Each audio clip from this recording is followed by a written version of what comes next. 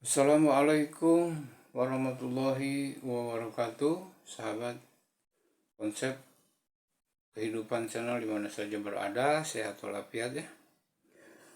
Pada kesempatan ini saya akan menyampaikan satu informasi tentang baik sahabat ya, nampaknya polemik nasab memang belum ada satu kesimpulan dan kesepakatannya.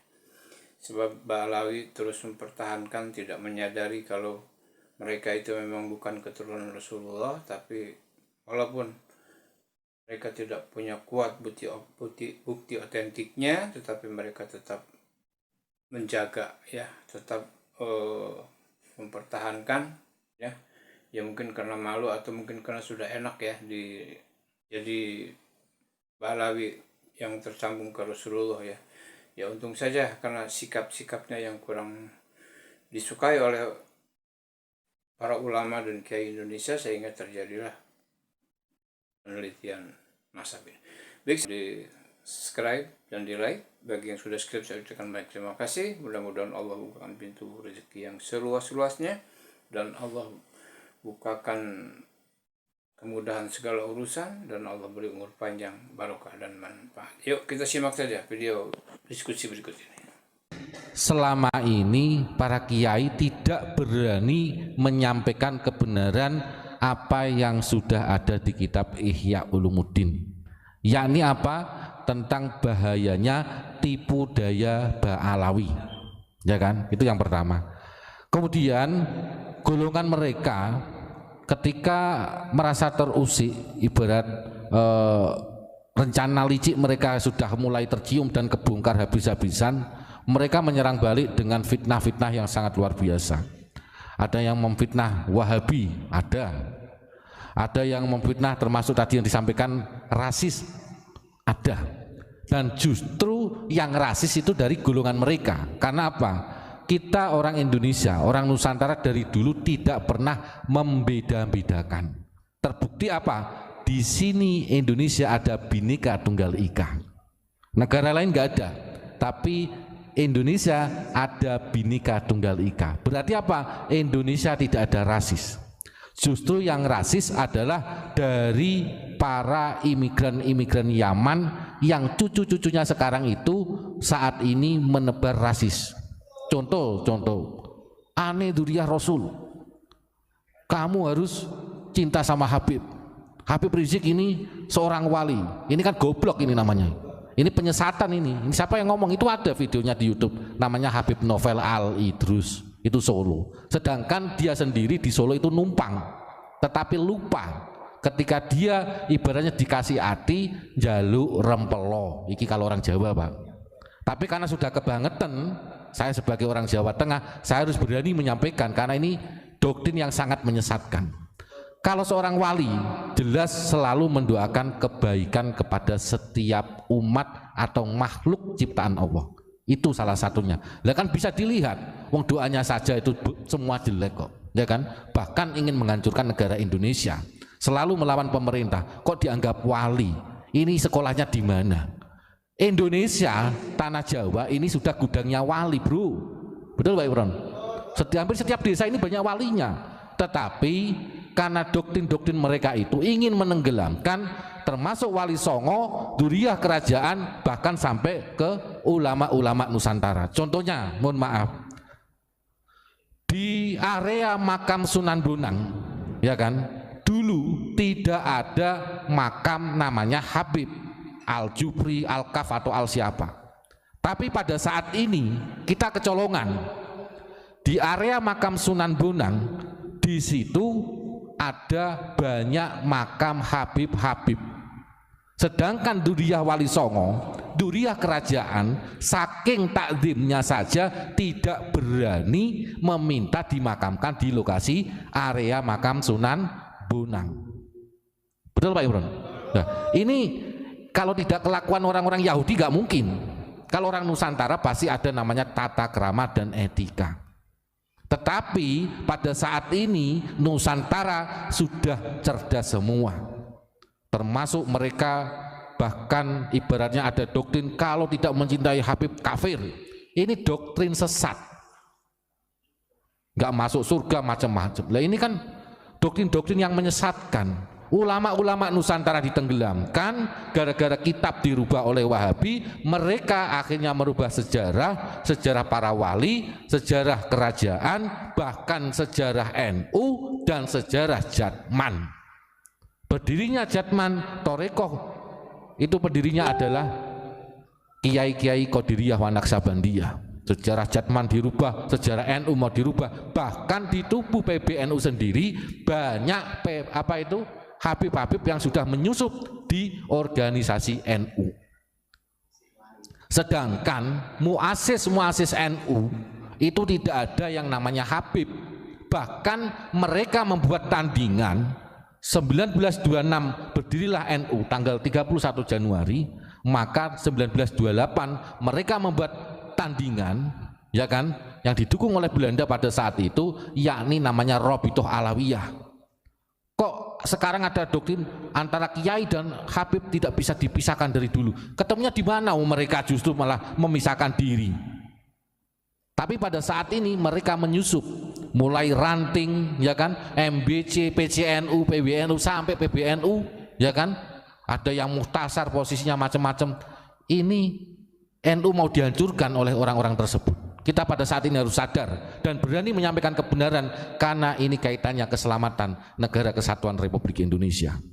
Mereka sudah berani terang-terangan menghina para kiai, menenggelamkan para pahlawan, para alim ulama, dan bahkan mengakui Indonesia milik Tarim, Jawa milik Tarim. Ini kan kurang ajar Pak Imron. Kalau dibahas ini memang sampai pagi sampai subuh pun tidak akan pernah selesai Pak Imron. Nah gimana Pak Imron? Ini terspesial buat Kang Ridwan. Setuju enggak kalau Indonesia atau khususnya Pulau Jawa ini miliknya Tarim? Tolong Kang Ridwan 212 jawab di kolom chat. Indonesia atau Pulau Jawa ini miliknya Tarim. Setuju enggak sampean? Kalau sampean setuju berarti sampean bukan keturunan dari Nusantara. Ya. Berarti sampean sendiri punya iktikat untuk menenggelamkan daripada leluhur panjenengan sendiri. Jangan-jangan nanti Ki Ageng Grebek diganti juga namanya. Ini yang sudah terjadi, seperti Ki Ageng Penanggungan diganti. Kenapa kita diam? Nah ini tolong Kang Ridwan kalau masih station dijawab di kolom chat ini, setuju enggak kalau Indonesia atau Pulau Jawa ini diakui miliknya Tarim? Dijawab. Jangan bisa mengkritisi, tapi saya juga bisa mengkritisi daripada apa yang Anda lakukan. Artinya apa? Kita berusaha jangan sampai leluhur kita ditenggelamkan oleh orang-orang yang mempunyai kepentingan untuk merusak daripada Indonesia ini. Kalau jenengan nggak berani jawab, berarti jenengan mengakui bahwasannya Indonesia miliknya Tarim ini salah, Jawa ini miliknya Tarim salah. Kalau jenengan nggak berani jawab, kalau berani jawab hebat. Berarti Anda bukan orang Nusantara, nggak pantas pakai KTP yang berlogokan Pancasila. Harusnya Anda tinggal di Yaman yang kedudukannya Tarim. Terima kasih. Ya, Pak Imron semangat sekali ini. Semoga beliau selalu diberikan kesehatan. Amin. Selain itu Pak Imron, ada doktrin lagi bahwasanya mereka menyampaikan bahwasanya Indonesia Wali Songo dari Yaman. Kenapa? Sekitar 2 tahun yang lalu kalau nggak salah, saya masih ingat di Sunan Ampel, karena di situ mengundang Habib ya. Beliau menyampaikan, Habib tersebut itu menyampaikan bahwasanya Sunan Ampel ini dari Yaman. Makanya sekarang termasuk kejadian di area makam Eyang Sunan Bonang ini, Habib-habib itu sudah berani, sudah tidak punya etika, berani dimakamkan di area Sunan Bonang. Ini bisa dicek yang jenengan sering ziarah Wali Songo, kalau di Tuban monggo ziarah ke makamnya Sunan Bonang.